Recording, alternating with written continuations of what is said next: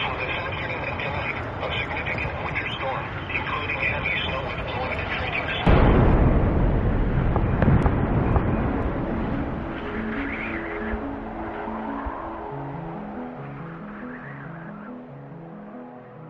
Hello and welcome to the SnowBrains podcast, where it's my job to interview the most intelligent people in the snow sports industry and pass their fascinating knowledge on to you, our listeners. I'm your host, Miles Clark. I'm a professional free skier, a mountain guide, an Alaska heli ski guide, a UC Berkeley molecular cell biology graduate, the founder and CEO of SnowBrains. And since the recording of this podcast on December 19th, 2024, the Park City Ski Patrol Association has gone on strike. Their strike began on December 27th, 2024. Vail Resorts has flown in ski patrollers from their other ski resorts throughout the West who are taking up these empty ski patrol positions. These workers who fill these positions are referred to by labor unions as scabs. Park City Mountain Resort continues to operate despite the Park City Professional Ski Patrol Association strike. My guests today are Park City Professional Ski Patrol Association representatives Katie Lips and Quinn Graves. Katie is the president of the association, and Quinn is a business manager in the association representing the Park City side of the mountain. Hello, Park City Pro Ski Patrol team.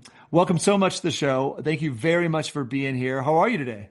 We're doing well. Yeah, just enjoying sunny Salt Lake City, a little bit abnormally warm and hoping that it snows soon. Yeah, thanks for having us. Excited to be able to share our story and let people know what's going on. Yeah, we're excited to do the same. So why don't we start with you two introducing yourselves? We've almost never had two people on the show. So introduce yourselves and what your role is at the Park City Professional Ski Patrol Association. There you go. You got the mouthful. So my name is Quinn Graves, and I am one of the union's business managers. And my name is Kate Lips, and I am our current union president. Fantastic. Today, I really want to dig into your contract negotiations with Vail Resorts, your potential strike, what it means to be a ski patroller, and a lot more. So let's just start off with Vail. So we know that you're having problems with Vail Resorts. The big news right now is that the Park City Professional Ski Patrol Association voted unanimously to authorize a strike. So what caused this step to happen, and what does this mean? Yeah, it's a great question. And, this is not something that came out of the blue without quite a lot of thought and build up to this point. So fortunately, we have been in contract negotiations with Vail Resorts for the last 9 months. Our contract expired at the end of April, and our big goal was to start this process early so that we could have a new contract secured and signed long before we started the season. Unfortunately, Vail has not shared that urgency, and we are now, like I said, 9 months into this process, and especially since we introduced our wages and benefits proposal in early September, we have been feeling like the company is stalling and is, after giving us 3 different proposals, all of which offer almost nothing to our unit, we felt that it was time to start showing them that we are serious about needing a contract and needing them to come to the table in good faith and start making reasonable offers. As far as what the strike authorization vote means, it's not a guarantee that we strike. That's obviously the last thing we want. We love our jobs. We want to keep doing our jobs. Unfortunately, if we're pushed into it, the strike authorization means that the executive board now has the authority to call a strike at any time. And it means that our group is united.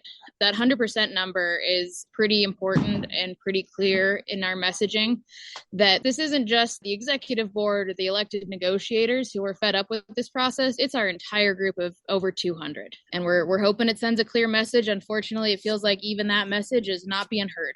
And when did your last contract expire? Has it not quite expired yet? So our last contract expired in April of this year. So we've been out of contract. So we've been out of contract for, I calculated yesterday, I think we're at 233 days. And wow. This is not how it has to be either. There are plenty of other places out there, unionized ski patrols, who are able to renegotiate a whole new contract before the old one expires. And our goal is to be able to break this cycle and someday get to a point where the negotiations are not this month-long, drawn-out process that really wears down everyone involved. What would a strike look like? Well, we really hope that Vail doesn't force us to strike because, as Kate said, we really don't want to get to that point. We love our jobs and want to continue to show up to work, but we want to be working under a contract. Mm-hmm. In the event of a strike, it would be really difficult for the company to safely operate the mountain as we provide patient care to our guests. We provide rescue, whether that's on mountain rescue or like chairlift evacuation, stuff like that. So if we're not working, the mountain is going to be inherently a lot less safe. They'd likely bring in people from other resorts to cross the picket line, and these are called scabs, who don't know our avalanche terrain, who don't know the terrain generally speaking, and who don't know our specific medical response protocols and operational procedures. That would be relatively dramatic, and it seems like it very well may not work as well, right? So I am curious, what do you identify as the root problems that ski patrollers in Park City and around the country honestly face?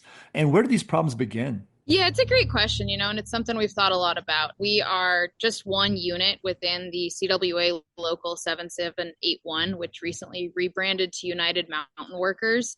And I think what we're realizing is the problems that we are facing as this group of 200 ski patrollers and mountain safety patrollers, none of this is unique. These are problems that have existed for a long time in mountain towns and are true all over the West and the world, of a lack of affordable housing, and also the fact that there's this false narrative that because people think part of your job is fun, you shouldn't get paid enough to be able to live where you work. And we are this is decades of the narrative of ski bumming and living the dream and being paid in powder and being paid in fun that frankly is offensive and disvalues the work that we do and the work that patrollers everywhere do and mountain workers everywhere do.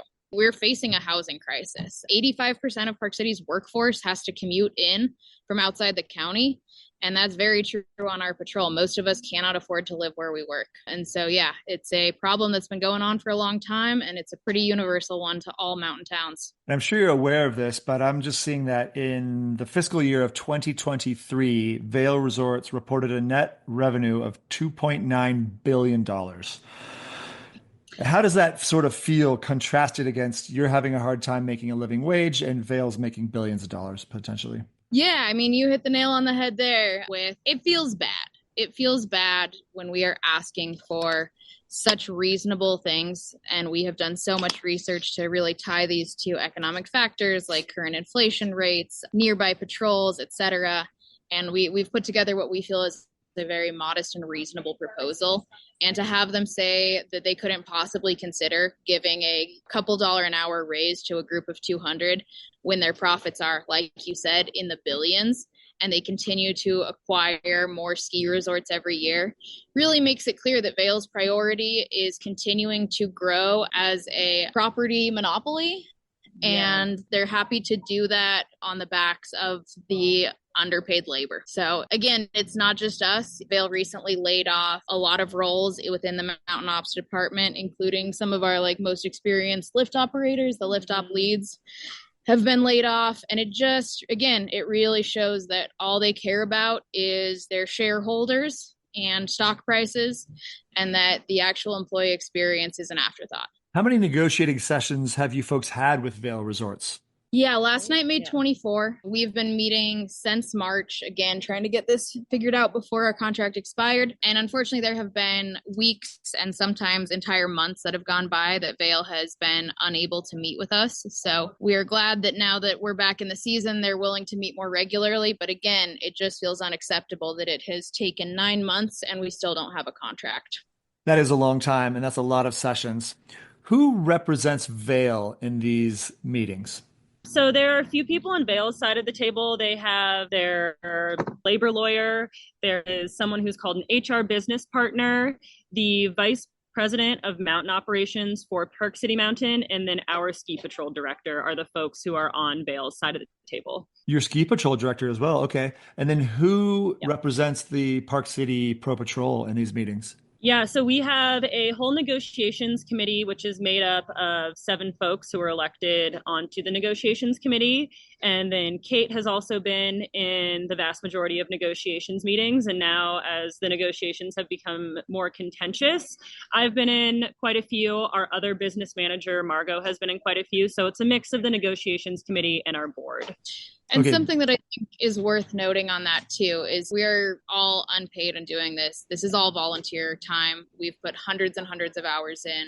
None of us have a background in law or in labor relations. And, this is us meeting after full 10-hour work days and doing our best to try to convey the needs of this group. So you don't have any lawyers on your side of the table? No, we don't have any lawyers. We do have, so because we are part of CWA, the Communication Workers of America, we do have a staff representative named Gary Jordan who is helping us. He's usually available via Zoom and he helps out with this process, but we do not have an attorney sitting on our side versus the company has 1, sometimes 2, sometimes 3 attorneys on their side. Everyone on that side is being paid for their time, includes, our patrol director, like we said. So definitely feels like there's a power imbalance there that we do our best to mitigate, but it doesn't feel like an even playing field. I'm very impressed that you guys are executing in this way. That's a formidable other side of the table that you're talking to. Has there been any discussion around maybe coordinating with other ski patrol unions across Vail Resort properties? And I guess another question is, are there other ski patrol unions at other Vail properties?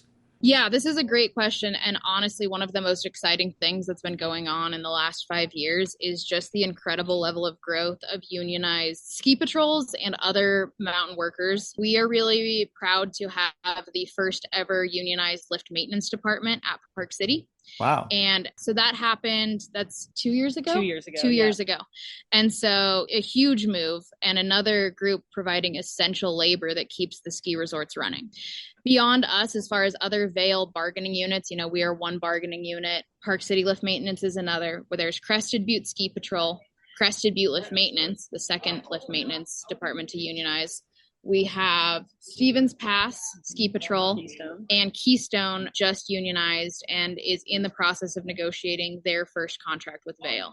So every year there are more, and we are absolutely in contact and really impressed by the work that these other groups are doing. Keystone Ski Patrol has been ratcheting up pressure on Vail. They're dealing with some similar tactics, unfortunately, that we have been, and we're in close contact. Obviously, the whole theme with unions is strength in numbers. And I think that it feels like Vail is wanting to make an example out of us and try to discourage future unionization, because there has been a wave recently of more and more unions forming in all of the ski industry, but especially Vail Resorts. And that would be a good strategy on their end. So that is something you definitely need to be armed against. Thank you for sharing all that. So it does sound like there is some coordination and some synergy between those unions. So that seems like another great strategy for your side of the table. This is a little bit outside of what we're talking about right now, but how do you think the consolidation of ski resorts under large corporations like Vail Resorts has impacted ski patrol as a profession?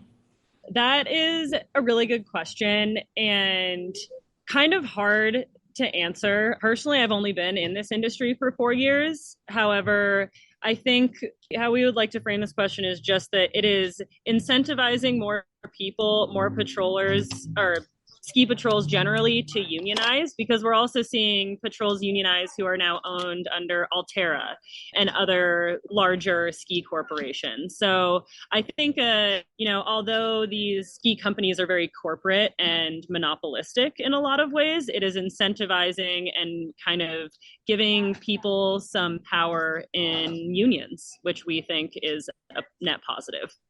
Absolutely. Yeah, but I think something you mentioned earlier too, with a company that big, with profits that big, you would think there would be a direct correlation with a lot more value getting put back into the workforce. And unfortunately, that is not what we see or feel. So with the increase of these corporate mega monopolies like Alterra and Vail, it does feel as if there's all the more incentive put on the bottom line and being able to buy more and more properties, and less of an emphasis on each resort's individual character and the community that built up that resort and should be rallying around it. I think we've seen that a lot in Park City. Oh, yeah. In the time we've been there is both of us have started after Vail came in, but we can anecdotally speak to the fact that the locals were not happy and are not happy with the changes that have happened in the community since Vail came in. Yeah, and I can speak to that from a personal standpoint too. I was born and raised in Park City and learned how to ski at both when they were separate resorts, the Canyons and Park City. And when Vail acquired the resort, our whole high school walked out. Oh, wow. Yeah.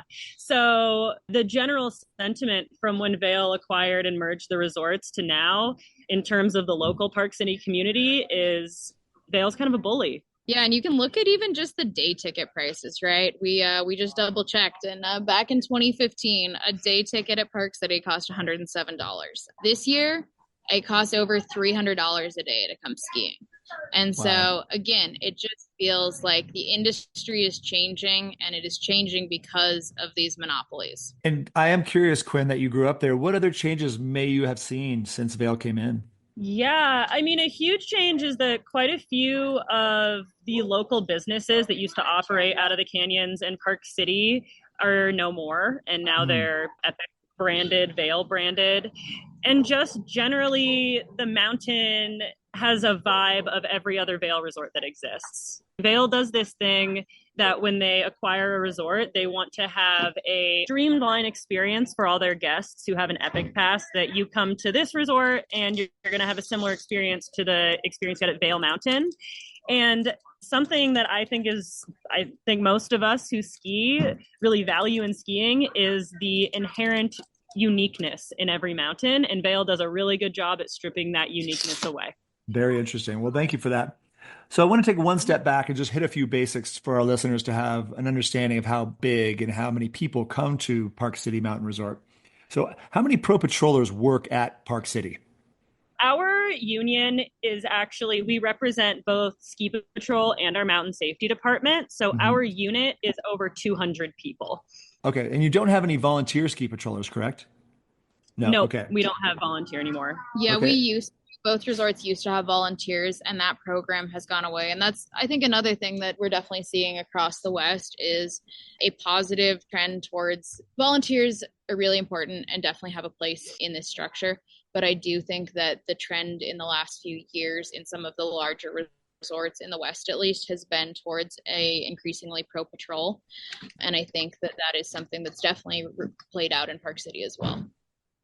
How many skier visits do you think Park City sees per year? So that's a great question. And honestly, there's a lot of questions like that we really hoped to be able to get from Vail in the negotiating process to be able to better understand exactly the situation. They have refused to give us any of that information. They don't let any of the employees know some of the data on this. They don't let us know how many injuries happen per year. All of this is very closely guarded. Yeah, we have sent formal requests for information, which is one of our rights under the National Labor Relations Act. And they have pretty much refused to give us most of the information that they consider to be intellectual property and private. Well, thank you. Well, that strips my whole line of questioning here. But I guess I'm sorry. I know you had some good follow-up ones, and the answer is exactly the same to the rest of them. And if you're able to reach out to Vail and they give you an answer, let us know, because we're curious too. Well, I am surprised. It does seem like that information would be really helpful for ski patrollers, what you do and how to strategize for busy holiday weekends, for slower weekends, etc. So what I can tell our listeners is that Park City is the largest ski resort in the USA with 7,300 skiable acres. It's a busy place, right? A lot of people come there. There's an international airport that's only 40 minutes away in Salt Lake City. So anecdotally, I can just say this is one of the busier ski resorts in the US, and they would see a lot of ski visits per year, and they would see a lot of skier visits on a busy day. And what I've learned in my small research is that we have about 1 to 2 injuries per 1,000 skier visits.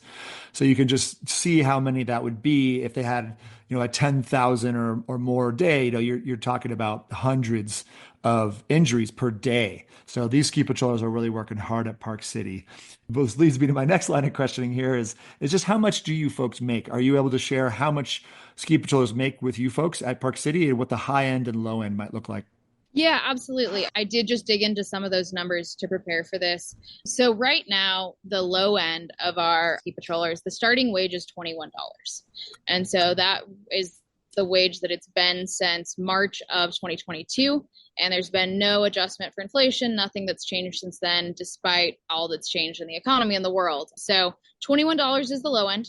And that's for our new folks who have to come in with an existing medical certification and with an expert skiing ability. From that, the highest paid patroller we have is currently hitting one of our existing wage caps, which is one of the problems we're trying to address under the expired contract. So 3188, I believe, is the number of the highest paid patroller. So that is someone who presumably has been here for many years, is hitting every one of the various ways you can get incentive pay by having specific qualifications, various certifications, route leader experience, etc.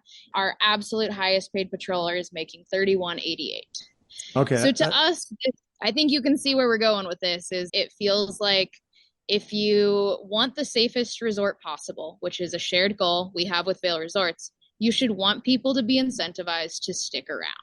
You should, just like any other career, be offering year over year financial benefits to coming back and bringing that added value of your experience. Vail constantly says that they are a performance-based company, but with some of our, with capping wages at $31.88, they've created this plateau where after your fourth or fifth year, there's very little reason to keep coming back. And so while they say with their words that they value experience, what they say with their dollars is that they would just as soon have 200 rookies every year. It'd be cheaper, it'd be easier, and they wouldn't have to deal with the headache of paying people for the experience and the value they bring. And do ski instructors make more money than ski patrollers at Park City? It's a good question that I don't honestly know. I think that they've got a different structure, and it's very possible. I think the other thing is ski instructors and any other department, we don't think anyone out there should be making less. We think everyone needs to be making more, and we definitely don't want to accidentally compare ourselves to or say we deserve any more than anyone else. I think we're just in this position where, we're trying to point out the specific specialized skills that take years to develop in our job, and the fact that right now there's not much that is compensating that. And do ski patrollers get benefits or holiday pay, paid time off, overtime? No, we do get overtime if we work over 40 hours a week. We can opt into health insurance through the company that they pay part of the insurance plan, but no, we don't get paid time off if you work at the resort seasonally. Folks who work there full-time year round are eligible for PTO, but most of us are not eligible for PTO. We don't get holiday pay. And this has been a big sticking point, honestly, in negotiations, right? We're down to a couple big articles, and one of them is benefits. And Vail keeps claiming at the bargaining table that they have the best benefits package of anyone in the industry. And to us, that is just categorically false. There's all sorts of places we could point to where many other ski resorts do a better job of giving their employees benefits. Comp passes alone is a good place. 8 years ago, I was a 2-day-a-week lift operator at Deer Valley, and I got 10 comp day tickets to give out to friends and family. Now, as a 7th-year ski patroller for Vail, I get 4 total, and it will never increase even if I stay there for 20 more years. So when I have friends and family in town, I don't even have enough passes to show them the resort that I've put my heart and soul into.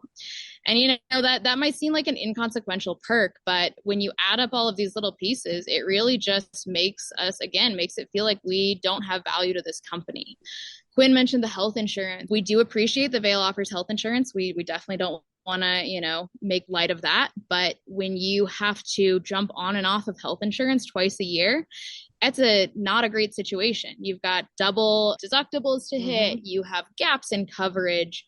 You have all sorts of things that, one of the things we're asking for is a healthcare stipend to allow people to stay on year-round insurance and just be able to take care of themselves. Some other benefits, you brought up holiday pay and we both laughed. Holiday pay and hazard pay are 2 things that a lot of public seems to think we would get, and we don't. It's sort of just an accepted part of this job that you will work holidays. You will spend every Christmas at work, not with your family. You will handle explosives, and you will not get compensated for either of those. And we're not asking for holidays off. We're not asking to not do this dangerous work. We just think that the overall, what this job entails, needs to be more comprehensively compensated. So holiday pay is in our current proposal. Yeah, there's lots of other resorts that offer time and a half for holidays. And on the subject of, other resorts nearby and what they offer, a lot of other resorts nearby offering a whole lot more money for their entry-level ski patrol. Been talking to folks nearby. Deer Valley just raised their starting wage to $23.50. Wasatch Peaks Resort, $24. Powder Mountain this year, $26. Wow. And so even just nearby, we are falling far behind. Even if we got everything we asked for in our current contract proposal, I worry we'll fall behind. And so to have them meet these reasonable asks and offer us less than 0.5% total increase just feels like a slap in the face. And it feels like they don't care about this group, and they would rather draw this process out than give us a couple dollars. And it does seem like they would be very aware of what inflation has done recently, because that's hurting their bottom line as well. And then it seems like they'd have a collective bargaining power to get you guys insurance year round. They have so many employees. You think they could just grab a health insurance company by the head and give it a headlock and just get a great deal. So that is complicated too. We're certainly not saying that they couldn't give us year-round health insurance. Yeah, I definitely, and that's another thing, sorry, it got me all spun up on benefits, but another one that we've been dealing with is that Vail, again, keeps saying best benefits in the industry, and they mention things like parental leave. And they do have a lot of great benefits for their year-round salaried employees, but they've intentionally set an hours requirement for all of these that is impossible to meet in 6 months. So yes, technically, if I were to want to start a family, I have access to parental leave on paper, but I can never, ever work enough hours to actually access it. So it's just the way that it seems like they're playing the game of showing us something on paper with no intention of actually letting us access some of these benefits. What would be the appropriate hourly pay for Park City professional ski patrollers? That's a great question. And I think the answer is it might look different for every patroller, right? The whole thing is that this is not a one size fits all. We think that it makes sense that there should be different amounts from someone who comes in without previous patrol experience, like we talked about, right? That's 21 right now. And the person who has all of the experience has been here 20 years. The dollar amounts we're asking for in those spaces, we definitely feel like the last contract and Vail's changes to their base wages did more to lift the floor than the ceiling. And so, yes, we are asking for an increase of $2 on our base wage from 21 to 23 just to keep up with the inflation. But the places where we're asking for more money are in those more experienced categories. Mm-hmm. So I can try to pull up some numbers, but the short version is that we have really tailored our wage proposal to try to decompress our group and try to address the fact that there are people who've been here 20 years making roughly the same amount as a third year. We told you the high end right now is $31.88.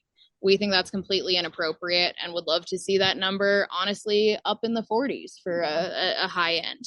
Yeah, and something I would just like to add is I'm sure being a skier, there is so much inherent value from knowing a mountain and knowing terrain. And so our folks who've been here a long time, specifically our snow safety people, the folks who are in charge of making a snow plan every day, and those who are in charge of knowing every single route on the back of their hand, the only way they know those things is through spending years and years and years working at the resort. And we just think that those people should be paid adequately for the time that they've spent growing their career there. Yeah, and I've argued this before, both on the podcast and some of the articles we've written on this on snowbrains.com, is ski patrol is the most important person on the mountain. I mean, there's no question about it. I mean, just the medical that you folks do. And I like to think of it as both preventative medicine and actualized medicine, right? So you're putting up ropes, you're keeping people out of avalanche zones, you're informing people that there might be a rock here by putting a bamboo. So that's preventative medicine. You're keeping people from getting hurt. And then once they do get hurt, you guys have all of the training to get these people stable and transport them to definitive care, whatever that might mean for that person. And it's really impressive, just the medical side of it, not even thinking about any of the rest of it. Just that alone makes you the most important people at the mountain, bar none. Then you add on the avalanche control and all these other things that you folks do, and it just starts to get exponential. There's really no question who is the most important person at this ski resort. Why would we not be interested in compensating these people in a way that is appropriate in our day and age? Yeah. And, I don't think we are the most important people on the mountain. Truly, we don't. It takes every single person in the mountain operations to make that thing run, right? You got the lift mechanics, et cetera. And I do think there's so many groups that bring value. But like you said, the sheer amount of hats we have to wear and wear well in order to make a resort safe is sometimes hard for people to understand if they haven't spent much time in the ski industry, or frankly, if they've never been hurt skiing. I think it's sad, but a lot of people, that's a common sentiment when we take someone down and we're putting them into an ambulance is, I had no idea that this is what you did. Oh, wow. That's thank so God funny. you were here. Or people also have a common misconception I get sometimes is people will say, oh, well, one of you must be in charge. Some of you are in charge of avalanches, and some of you are in charge of the medical, and some of you are in charge of the road. No, everyone is everything. There is no, we have to be everything. And, when a lost kid shows up, suddenly we're lost kid patrol, and a moose is on the run, and now we're moose patrol. And there's so many things every day that come up that we've never foreseen that we have to figure out how to handle and try to make everyone safe. And so just the problem solving, and again, that experience piece. How do you know how to be a good moose patroller if it's your first day? Or how do you know if you weren't here back in 2000, I think it was 2019, where we had a very specific scenario that required short haul helicopter. Wow. And, I had never even thought of that. And luckily there was someone there who was a search and rescue professional and snow safety and was able to make that call and get a person the life-saving intervention they needed because they'd been there. I think at that point, I can't remember the exact year, but I know it was like maybe my third or fourth year, and it blew my mind. I never would have thought of that. And it reinforces the fact that the experience matters. Yeah. And also another thing I want to add to that is the breadth of experience that folks have on our patrol. We have people who are wilderness first responders and outdoor emergency care technicians. And then we have people who are paramedics and people who are nurses. And all of those, all of us have to pay for our own medical certifications before we're even eligible to get hired on ski patrol. And that's another thing that is, to Kate's point, we need all of that experience on the mountain. We want that breadth of experience because that is what makes a really solid ski patrol. And that is exactly my next line of questioning here. And I personally think the most potent thing you folks do is the psychology. So the psychology of how to get people to go to the right places, how to coach people, all the questions that you folks deal with, that especially if someone does get injured, that psychology of just keeping them calm, letting them know you're safe, that, hey, we're here now, we're trained professionals, we're going to get you through this. The psychology is really huge. But what I really want to know more about is, what does it take to become a ski patroller? So is it EMT, the OEC, the explosive certification, CPR, more? And what are the certification costs? And I have more questions, but you start. Yeah. Well, you pretty much hit on all the things. An entry-level ski patroller needs to have a medical certification, whether that's an outdoor emergency care certification or an EMT certification. And then something that the resort does do is they put all of our rookies through a basic avalanche safety and blasters course. So basics of how to handle explosives. And you also have to be able to ski anything on the mountain safely. And we provide 2 weeks of specific rookie training on the mountain for patient care and rescue. And there's a whole week of lift evacuation training that our rookies go through, a medical refresher that goes through our specific protocols. So there is a ton of training that folks have to go to even start their first day in a red coat uniform as a ski patroller. Yeah, we actually just wrapped up, both Quinn and I are rookie trainers. Mm-hmm. And so we just wrapped up some of that on-hill portion. But yeah, it takes a solid month, even if you come in with all the right certifications and experience. It takes a month for us to feel good. Putting you in a red jacket, that's just the beginning, not the end of the training. Yeah. So from there, your entire first year, you are working every day on certain skills. We've got various things, various checkoffs that we need to see. You're making sure you run a toboggan through the bump and getting signed off on that, making sure you know where every AED is, making sure you're familiar with exactly what your role would be in a lift evacuation. Do you know how to lead a probe line in the event of an avalanche rescue scenario? So it's an intensive training process, and we're really proud to be able to train everyone and get them to that point. But it's also, that's harder the more people you have. I know my rookie year, I was one of 60 rookies. Whoa. Out of a group of 200. Yeah. Wow. And that number has gone down in the last few years, I think in part due to our better contract and better pay. We are finally having a bit better retention and able to keep people around more. This year's rookie class was lower, but it's still more than we want. Training 30 people and knowing that a lot of them might not be here in a year or two is tricky. And I think that there's a strong case for the more you can just keep the people you've trained coming back, the company saves money, we save time and energy, and everyone's safer. So I think of my class of 60, I think I did the math. There's 5 of us left 7 years later. Yeah, and I think the argument was there at the end that it would be safer if we had more experienced patrollers on the team. Well, that's a lot. Just that is a lot. The medical, the avalanche, the competent skiing. I think our listeners would be curious too to learn a little more about that. How competent at skiing do you have to be to qualify as a ski patroller, and how is that measured? It's a great question. And honestly, it's a bit of a moving goalpost year over year. I can tell you my personal anecdote. I did an interview in the summer where there's no snow, and they said, can you ski any terrain and any conditions? And it was a yes or no question. And you say, no, you're not getting the job. You say yes, and you got the job. From there, there's definitely a degree of ground truthing that once everyone starts. But yeah, really, that is the question. Can you ski any terrain in any condition? And it doesn't mean you have to rip it and make it look incredible, but can you safely navigate? I think something too that the less glamorous side of our job is how much of our skiing is not skiing. It is sidestepping. It is power wedging. It is ick turning, traversing, and a lot of skills that I sure didn't practice until I joined patrol.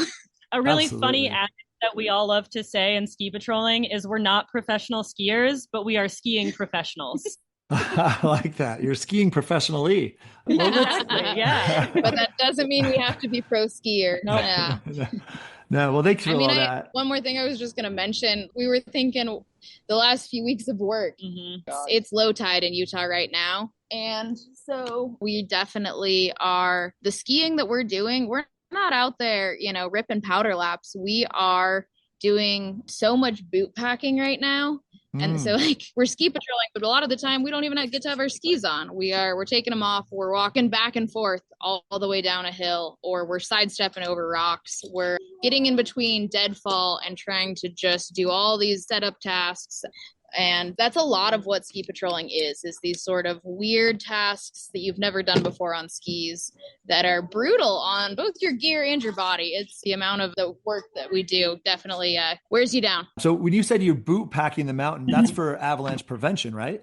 Yeah. So the idea behind boot packing is, as you know, early season snow, especially any snow, but we're in a time of prolonged high pressure right now. So we're getting lots of weak layers in our snow. And so the idea is if we can compress those with our feet and with our skis, that we can mitigate future avalanches through boot packing and ski packing a lot of our avalanche terrain before we get, hopefully, a larger storm whenever that's going to happen. I was just going to say that this is one of those things that I think lots of people have no idea goes into the early season setup for being able to have a resort operate. And it's one of those critical things we do. We're always thinking about safety. Even when there's barely enough snow to ski, we're trying to make it safe for the future and trying to be 2 steps ahead so everyone can have the best experience possible in a few months. And I think our listeners can visualize, how big these slopes are, and that ski patrollers are just walking back and forth on them, trying to get every square inch stepped on to keep us safer for avalanches moving forward. So we appreciate that. Thank you. Let's learn a little more Yeah. about the unionization. If I understand right, the Park City Professional Ski Patrol Association has been unionized since 2000. Is that right? Yeah, so it's a little bit complicated. Canyons and Park City used to be two different resorts. And Hmm. so the Canyons Ski Patrol unionized in 2000. And Okay. then in 2015, when Vail came in, bought and merged the two resorts, they kind of pulled a fast one. And after telling the Canyons Patrol that they would honor the existing union contract, they then went ahead and said, oh, there's now enough people that you no longer automatically have a majority, and you are going to need to completely reform and re-vote upon your union. Mm. And so once they did that, they launched a really, really effective union busting campaign aimed at pitting the two sides against each other. And unfortunately, the effects of that high value union busting tactic have been felt for many years. And it's pretty impressive to only 10 years later finally have the level of unity we do. Because for a while, yeah, that initial vote didn't pass with a super strong majority. It passed and PCPSPA was formed, Park City Professional Ski Patrol Association, mouthful, Hmm. started in 2015. And since then, every year we have gotten stronger and we have had more of a unified voice from both sides. And now it's right here. Quinn is a Park City patroller and I'm a Canyons patroller. And I think that enmity is mostly put to bed now. And I think that it was something that really only worked to serve Vail. And we're really proud of the work we've done in the last few years, especially to just make everyone understand that the more we can band together, the more we can get. Yeah, as with all labor efforts, all the workers need to band together to get any sort of changes from whatever corporation they're working for. So it's really amazing to see this unity that we've grown over the past few years. Yeah, that 100% strike authorization, that is the product of, frankly, 25 years worth of work from union organizers before us. It has all been building to this point, and I think we're really humbled and sometimes scared by the responsibility that we have to try to keep moving things forward. And so it feels really powerful to have the group behind us and really powerful to have so many people at this point feeling like we do have this power and we can stand up for ourselves. And what do you think are the advantages of being in a union for ski patrollers specifically? And might there be any disadvantages? I think our largest advantage is we have a seat at the table with a large publicly traded ski corporation. And so we can have our voices heard as a unified front. And we're currently using that power in the negotiations room right now. And that is probably one of the largest benefits of being a unionized ski patrol and mountain safety department.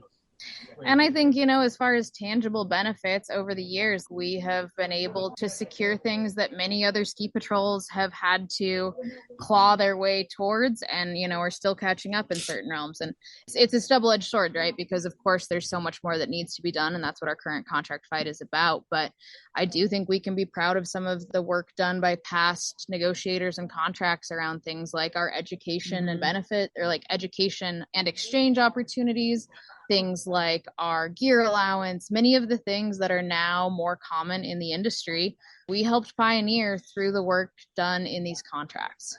And I've heard that before in other major unions that I don't want to sound too political here, but unions have historically created situations that are better for workers that have then extended to non-union workers as well. So that's Which what is you're the seeing. goal. Right. Yeah. 100%. Like we said, at the table, we only have the power to bargain for our group of 200. Mm-hmm. But we believe that the things we're fighting for should be applied to ski patrol everywhere and mountain workers everywhere. While corporations are probably never going to come out and say that certain wide-scale changes had anything to do with union pushes and contracts, I think there's a lot of people out there that'll tell you that these fights have had a broad impact and that some of the recent changes to wages and education, et cetera, definitely feel connected to the union struggles that have pushed forward in the last few years, right? Because one of the strongest things a company can do if a union secures more is suddenly give everyone else that same thing. And then boom, the union's not getting anything special. There's no reason to unionize. Everyone gets that. We've always thought that everyone deserves. Last time it was sick time. There was no front-loaded sick time when we went into COVID and we're in our 18-month negotiations last time. Wow. And we bargained over that. And we were told at the table, we could never do this. It's impossible. There's no way. How could it work? And then a few weeks later, Vail-wide, front-loaded sick time. Wow. And so it's things like that where we're so glad anytime we can be able to make a change that's for more than just this group. And as more patrols unionize, hopefully, we use that collective power to get even further. Why do mountains fight so hard to keep their ski patrol teams from unionizing? I know firsthand of other huge ski resorts fighting tooth and nail against ski patrol unionizing, even to the point of giving them whatever they ask for if they won't unionize. I think it's just the classic tactics that companies and corporations have used throughout history. Union busting tactics and tactics to ensure or try to ensure that their workforce doesn't unionize because they don't want workers to have a ton of say in their own rights. And so it's across the board, kind of just a general union busting tactic. Yeah, I think if you look at the American history, without getting too political, it's pretty clear that a lot of things that are now commonplace were the weekend and the 40-hour work week didn't happen on their own. And there's a lot of big corporations throughout the history of this country and the ski industry that have a lot to gain from being able to set whatever terms they want and not having it be a dialogue. And in our mind, too, that really just shoots everyone in the foot because the way this should work is we want to be partners with the company. We have a lot of shared interests. We want a safe ski resort. We want a workplace where people feel rewarded and keep coming back. The interests are shared, and there's so many ways in which if the company would let us, we want to be even more of a partner. And maybe someday the narrative will change and they'll realize that these drawn out contract negotiations are just making life harder for them. And I hope that's the case because there's places where that's true. I mean, Telluride, I was just talking to their president and they were able to secure a contract this summer in 3 months, well before the season started. And in the past, they've been able to secure a contract before their last one even expired. And there's just so many ways in which it doesn't have to be this adversarial relationship. But unfortunately, Vail is choosing to, like you said, fight tooth and nail to keep from having anyone see the advantages of forming a union. It's a shame to see. We hope something changes. But until then, we're going to keep standing strong and sticking up for ourselves. Do you think other ski patrol teams should unionize? Yes. Maybe should all ski patrol teams unionize? I mean, if you're asking, me as Quinn, the person, all workers everywhere should unionize. All workers everywhere. Yeah, it's the only way to actually have a seat at the table to ensure that you have good working conditions and fair wages. It's a direct avenue to power. Exactly. Yeah. Unionizing is one of the few direct avenues to improve your life that you as a worker have in this country. Mm-hmm. And I really think that the outdoor industry, like we talked about, not just ski patrollers, but river guides and climbing guides. And there's so many people out there who have hazardous workplaces that could really benefit from some increased safety, increased compensation, professional standards, etc. And again, I think that the seasonal industry is a hard place to organize unions in, but it doesn't mean it can't be done, and it doesn't mean it's not worthwhile. I think we're on the cusp of seeing a whole new world in the next 5-10 years. I wouldn't be surprised if there were a lot more seasonal outdoor unions. Just in the past year, our local 7781 has grown from 5 to 16 unionized units. And that includes ski patrols and also 2 lift maintenance departments. And 1 bike patrol. Oh, yes. And 1 bike patrol, Purgatory, outside of Durango, Colorado. So the growth is happening, which is very exciting to see. Could there someday be a nationwide ski patrol union? What would that look like? And how powerful would that be? It's a great question, and it is something we are actively working towards all the time as further ways to consolidate our power, right? Because right now the system is pretty inefficient on the union side. Unfortunately, they've got a group of 10 beat down negotiators and executive board members at this union. They've got 10 at another union. And, we're all spending so much time and energy and life power on these fights in ways that the company knows. And it feels like that's part of their strategy, is the more we can stay focused on just our own group and we can be tired and don't see that bigger picture, the more they win. So we would love to see a continued push. I'd love someday that every ski patroller in this country is under one contract. And if you're going to get a ski patrol job, that the starting wage is $30 or whatever it is. And that you're going to have certain benefits. You're going to have educational opportunities. You're going to have a career path. And that because it's just spelled out transparently in one national contract. And that is probably getting ahead of ourselves. I don't think we're there yet, but I think that it's important to keep the big picture in mind, because there's plenty of other industries where that's true. Not as if you have 200 individual UAW members fighting for their own contract and 200 Teamsters fighting for their own contract, right? Those are huge national contracts and they have a lot more power, frankly. Yeah. So. And a perfect example of that is all the Amazon workers that are currently on strike. That is a great example. Across the country. Having learned more about how this world actually works, not the way that it's presented to us, how it works behind closed doors, I can imagine a nationwide ski patrol, maybe a continent-wide, right? Canada and the US together. But let's just say a nationwide ski patrol union. And with your dues, I just imagine this basically like a panel of general counsel lawyers that just show up to these meetings for you. And when they step into the room, the other company is just shaking like, oh God, these people, and so that makes a lot of sense to me, having learned a bit more over the years, how these things actually work. That's where power lies, unfortunately, in the country we live in, is in having very high paid lawyers that are ruthless. That I also, that kind of stuff scares me, but you want them on your side to scare the others.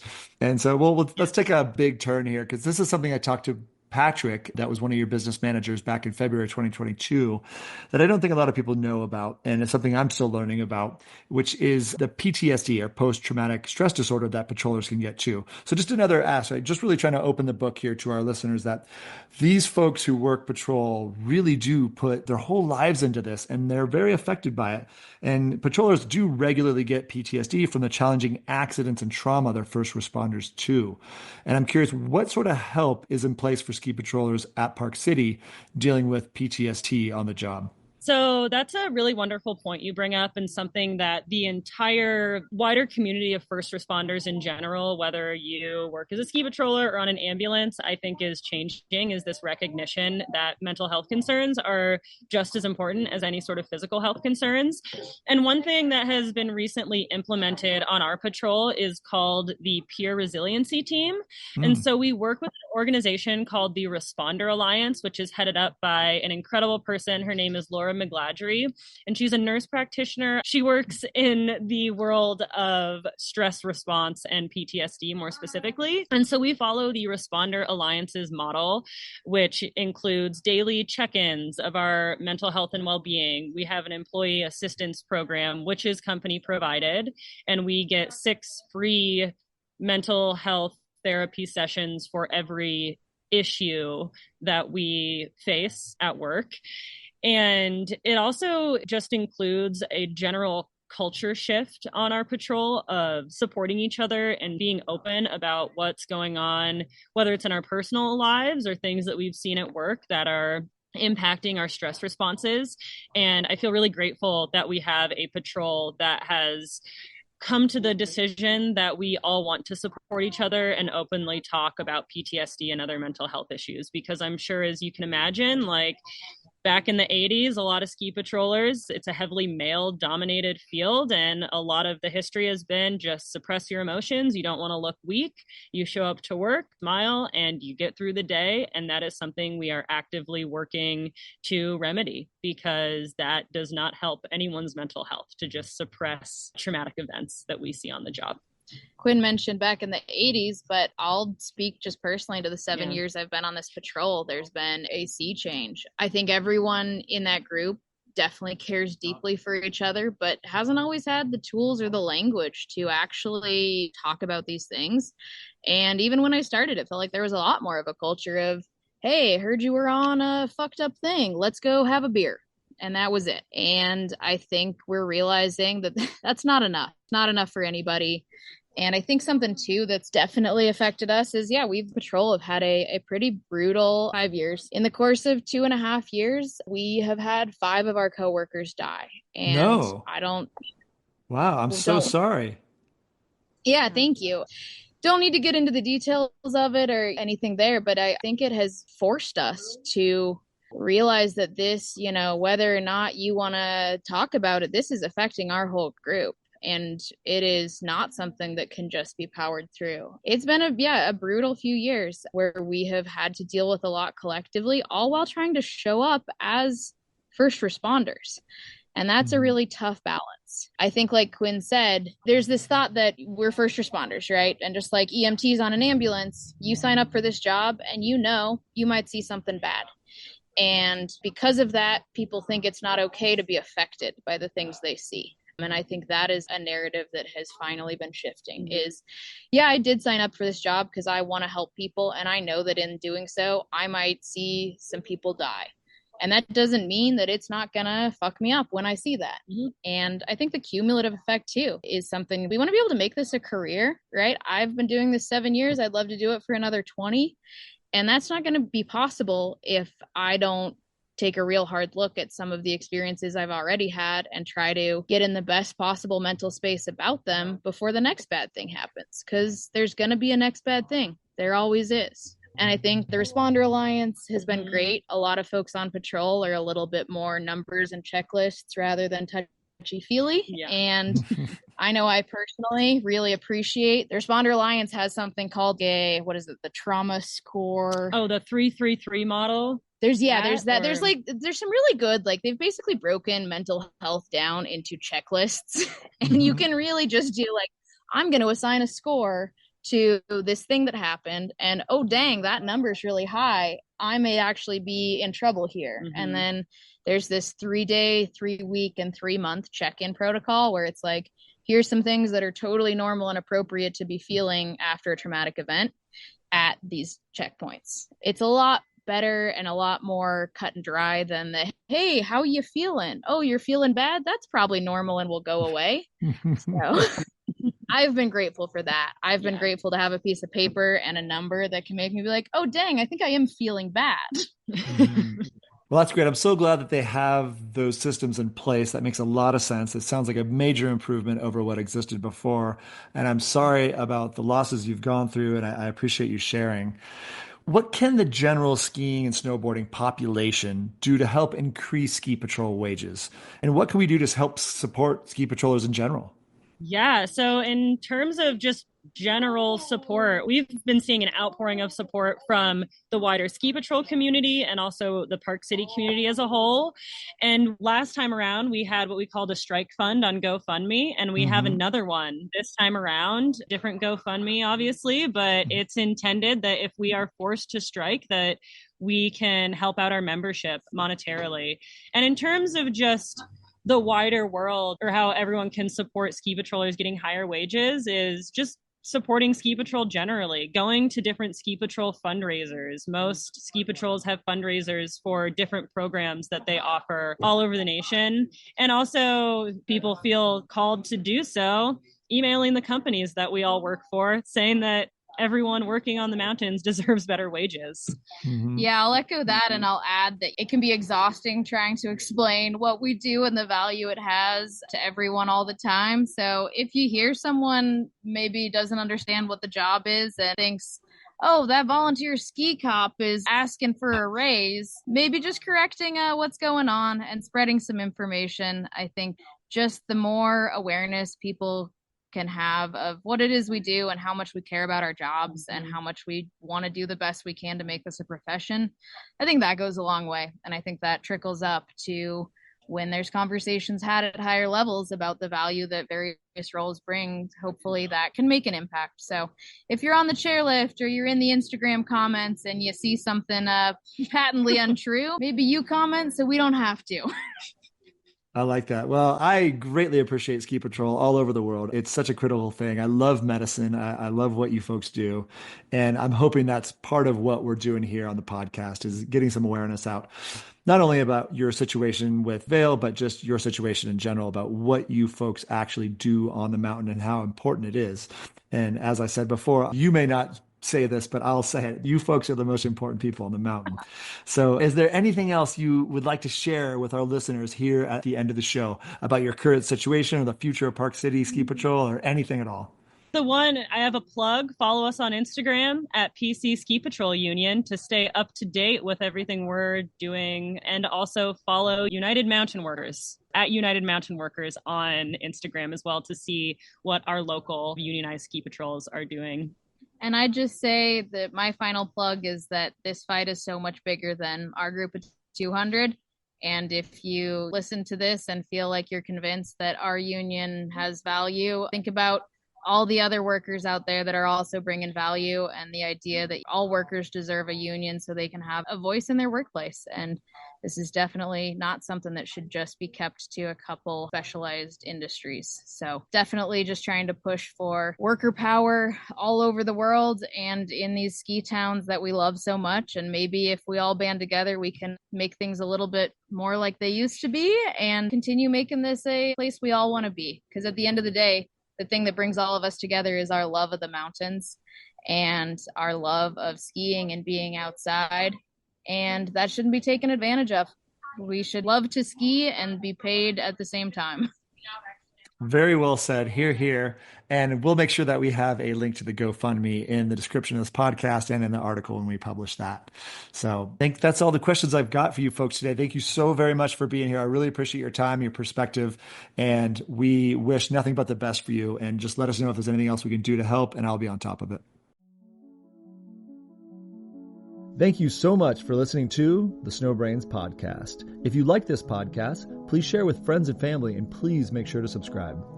To find out more about SnowBrains, please visit us at snowbrains.com. You can also find us on Instagram, Facebook, X, and more. This episode of the SnowBrains podcast was edited by Liam Abbott. Music by Chad Crouch. And I'm your host, creator, and director, Miles Clark.